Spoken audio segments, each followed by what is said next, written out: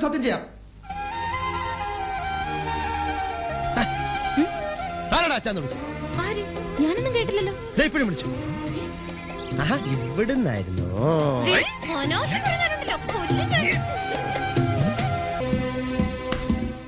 Tape recorder ഒളിച്ചു വെക്കുന്ന ഞാൻ കണ്ടു. അത് ഓഫ് ചെയ്തിട്ട് തന്നെയാ ഞാൻ അത്രയും പറഞ്ഞത്. ആ സ്വിച്ച് വർക്ക് ചെയ്യുമെന്നുള്ള ടെൻഷൻ മാത്രമേ എനിക്ക് ഉണ്ടായിരുന്നുള്ളൂ. അയ്യടാ, പാലും തേനും ഒലിക്കുന്ന ഒരു സ്നേഹം. കൊള്ളൻ. നീ ക്രിമിനലാണ്. ഒന്നാം തരം ക്രിമിനൽ. നോക്കിക്കോ, ഈ കളി അധികം നാളെ കളിക്കാൻ വിചാരിക്കണ്ട. എന്നെ എന്തിനായിട്ട് പരീക്ഷിക്കുന്നത്? ഇല്ല, ഞാനിത് സമ്മതിക്കില്ല. ഈ വിവാഹം നടക്കില്ല.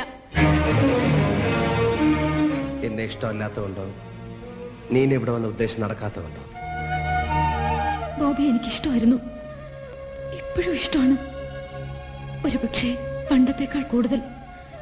അന്ന് എന്റെ കുടുംബത്തിൽ നടന്ന ദുരന്തം ബോബിയെ അറിയിക്കാനാണ് ഞാൻ റൂമിൽ വന്നത്. അപ്പോഴാണ് അറിഞ്ഞത് അതിന് കാരണക്കാരനായ മനുഷ്യൻ ബോബി ആരാധിക്കുന്ന ബോബിയുടെ സഹോദരനാണ് എന്ന്. തളർന്നു പോയി ഞാൻ. അങ്ങനെയാണ് ഞാൻ അവിടെ നിന്ന് പോന്നത്.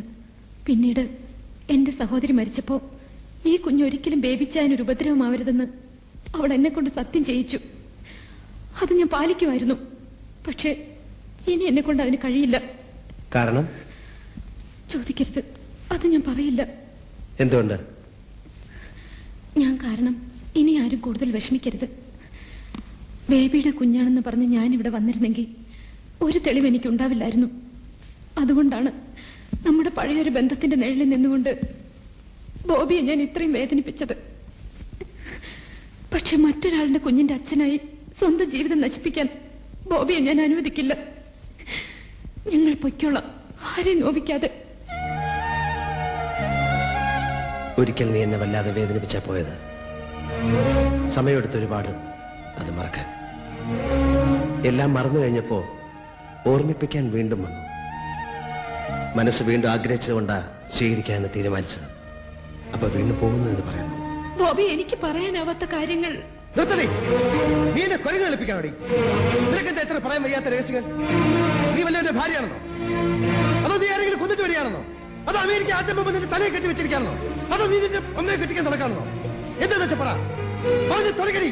അതോടെ ലോകം അവസാനിക്കുന്നെങ്കിൽ അവസാനിക്കട്ടെ. പറയടി, പറയ.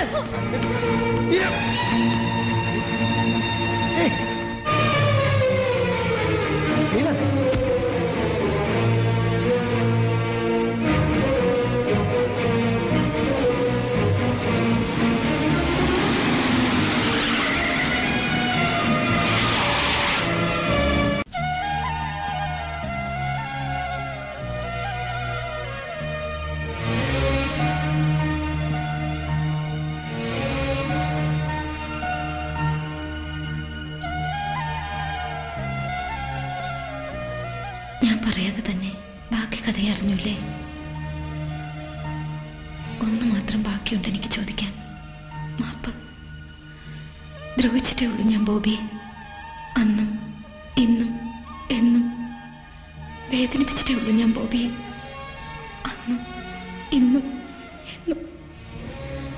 പക്ഷെ എനിക്കറിയാം, എന്നെ എപ്പോഴും ഇഷ്ടമല്ലേ? എന്തൊക്കെ സ്വപ്നങ്ങളാണ് നമ്മൾ ഒന്നിച്ച് നെയ്തത്. എന്നിട്ടും ഒരു നിമിഷത്തിന്റെ ആവേശത്തിൽ ഞാൻ ബോബിയെ വിട്ടിട്ട് പോയി. ഒന്ന് യാത്ര ചോദിക്കാന്ന് മര്യാദ പോലും കാണിക്കാതെ. പക്ഷെ ഇപ്പോഴെനിക്കതിൽ സങ്കടമില്ല.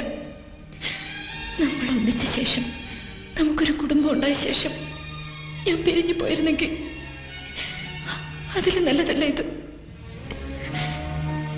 ഇപ്പോഴും ഇഷ്ടമെന്ന് പറഞ്ഞതുകൊണ്ടാ ഞാനിതൊക്കെ പറയുന്നത്.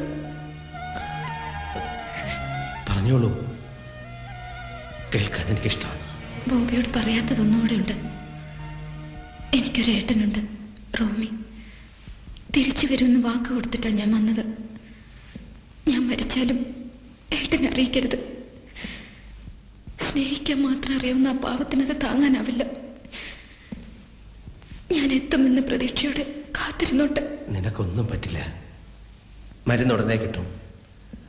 അതുവരെ സന്തോഷിക്കാവുന്ന കാര്യങ്ങൾ മാത്രമേ ചിന്തിക്കാവൂ.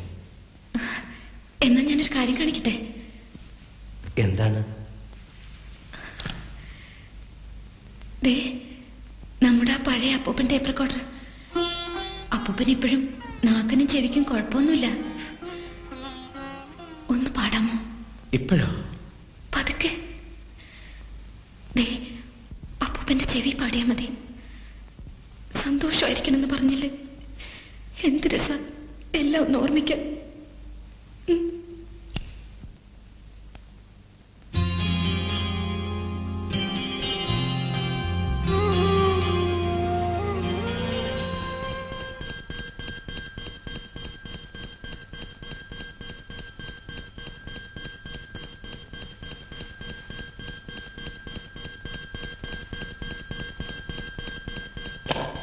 ഇതൾ മാഞ്ഞൊരോർമ്മയെല്ലാം ഒരു മഞ്ഞു തുള്ളി പോലെ അറിയാതലിഞ്ഞു പോ